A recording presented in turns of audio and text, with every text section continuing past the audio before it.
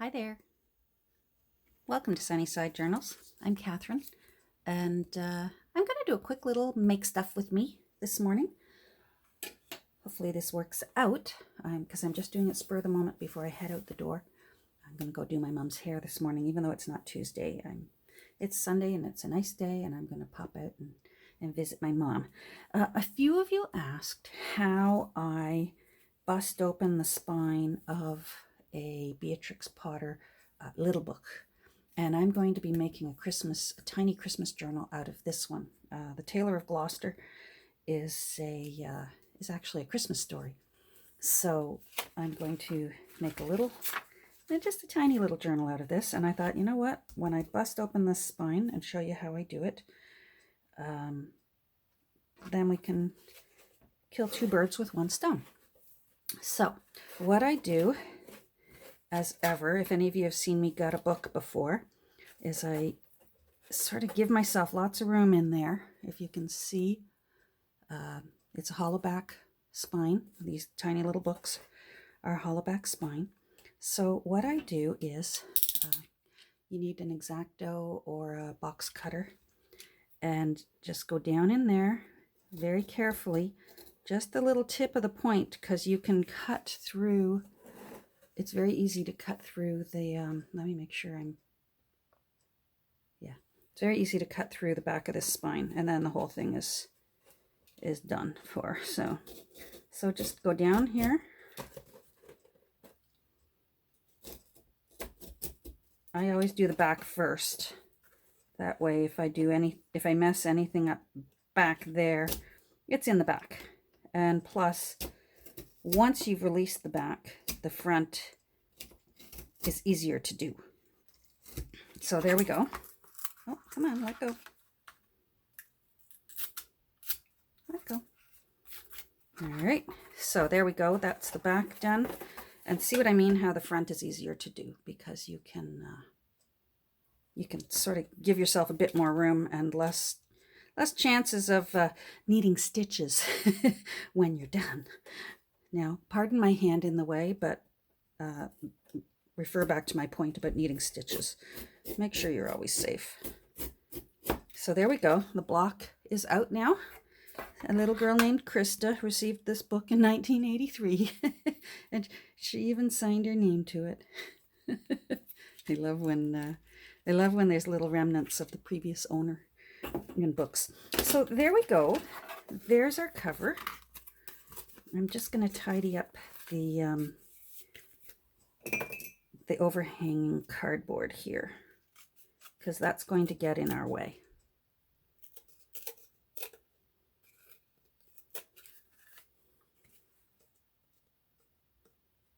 I hope it's not blurry. And let's see here. There we go. Again, be mindful that you're not actually cutting right through your spine.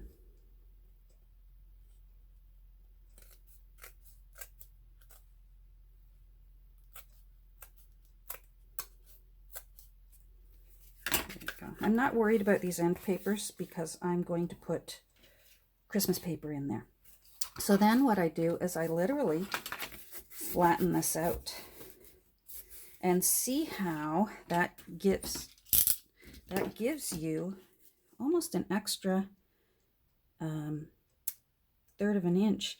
The original spine was about 1/3 of an inch, and it literally doubles it to about 3/4 of an inch, which is a good sized little book.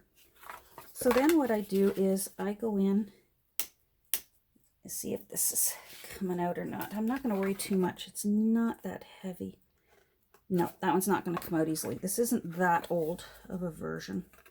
1983. This book is only, well, let me figure out how old my son is. This book is, about 35 years old? 36 years old. Oh, I guess that's a good age then. All right, you 36. I'm not going to worry. Sometimes if I can, I can pull out that tiny little bit of cardboard. This one is really hanging on because it's only 36 years old instead of like 70 years old. So, don't don't mind me. I'm just looking for some. I'm looking for some cardstock. I was thinking about putting this heavy cardstock in chipboard, but since that does not want to leave, I'm going to use a lighter weight of cardstock. Give me a second while I look for it. I'll keep talking to you while I'm down here. I'm going through fishing through my box here for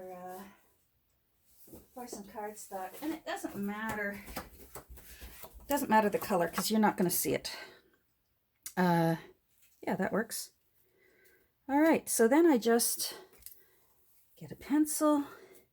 You're going to need, I have to stop using gonna.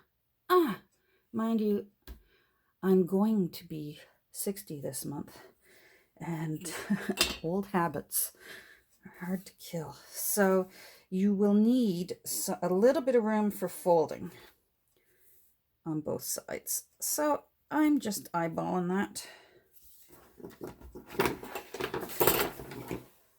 I'm one of those people that whenever I can, I prefer to use my cutter because then I know I can get a 90-degree angle. There we go. So that, hold on, let me make sure that fits right in there. And then what I will do is I just make sure it's still easily bendable.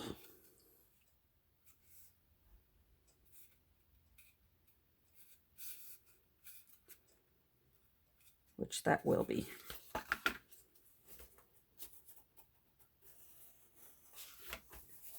All right. 3 in 1. Give that a little glue.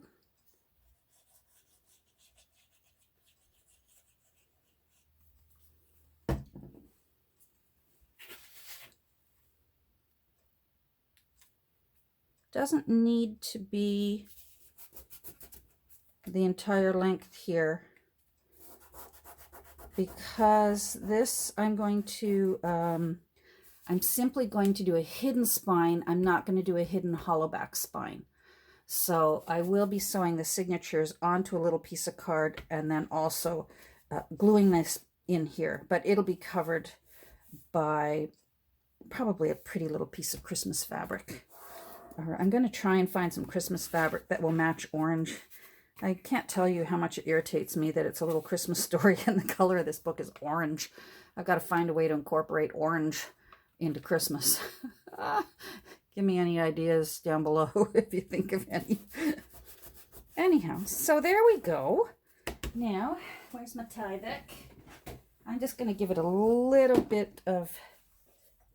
Oh, I just bumped you with my head. Sorry. Let's, there we go. Make sure you're still in. Get some Tyvek out.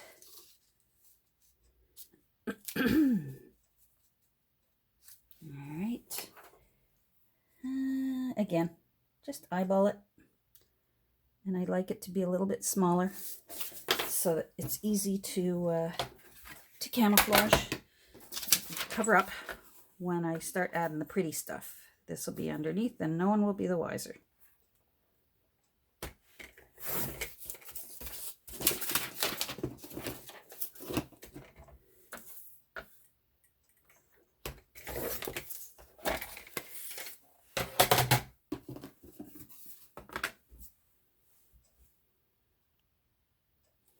Sorry for all the jiggling.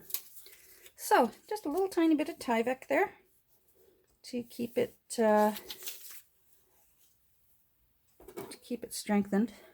I just put a pencil mark here, approximately eyeballing the center, and then I fold my Tyvek in half. And it's just a quick, easy way of making sure that you have your Tyvek balanced for the front and the back.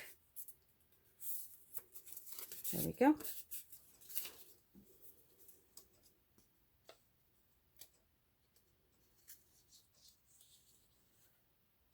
I'm not sure what I want to do with the interior of this.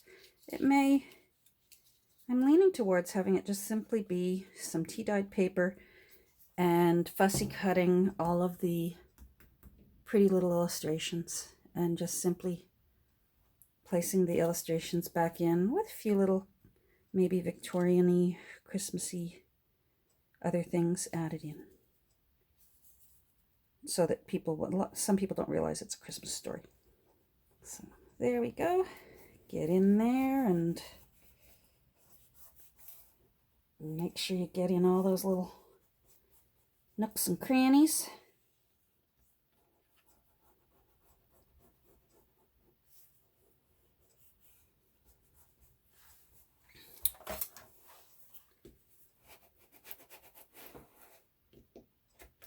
Bone folder is handy for this.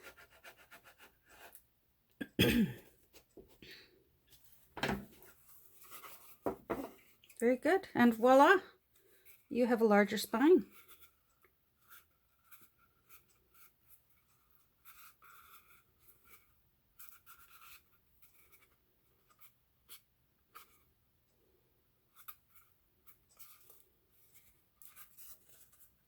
Now, quite often, what I would normally do if I was just simply restoring the spine is, those of you who follow me know that I would just stick the paper block back in there and let the glue dry. Because I've enlarged this, I need to find another book that's approximately that width.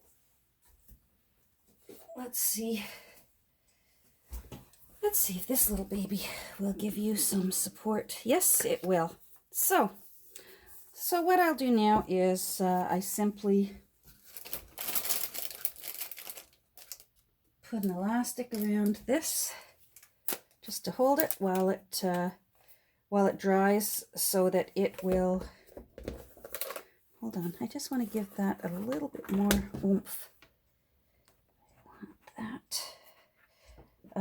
So that while the glue dries, it'll start learning and remembering its new shape of its spine.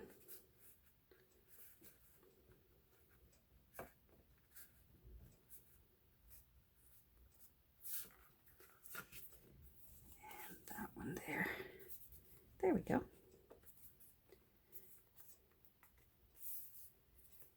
Very good. All right. Elastic around it. The tail of Gloucester is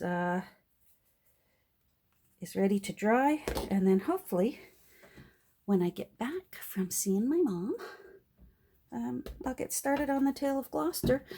For anyone who's wondering, yes, I'm still working on Infelicia, and yes, I am still working on DIY, but I've put them aside. The cold is in the air, and those gosh darn Hallmark movies are starting to play and making me feel a little tiny bit Christmassy. So I've hauled out some Christmas books that I'm going to get started on. I have this one as well. This is from 1918. I need to gut that today. And then I have a few others. I have just the cover from a Charles Dickens Volume 2 of Little Dorrit. But this is from my church book sale. For some reason, again, they throw out the guts and then they go, oh, do you want this cover? Well, I would have liked the guts too. Anyhow, the embossing on the cover has holly on it. And I thought, I can do something with this. And I'm actually going to restore the spine and leave this so that the new owner can see that this was a Charles Dickens book of Little Dorrit, and it's red, so I'll find something to do with this. This'll turn out very, very cute. I need to find out. Usually, I find out what the copyright date is for these, and this little one, of course, because there was no guts, I'm not sure. I'm gonna take a look on Abe Books and see if I can find it and find out what year this was. Anyhow, I'm gonna get going. Taylor of Gloucester, you dry and enjoy your new spine. It's roomier. It's sort of like us ladies when we finally give in, and not just ladies, men, and buy the next size up in jeans, and you think, oh, yeah, that feels nice. Take care, everyone. Maybe we'll talk again later this afternoon. Thanks for watching.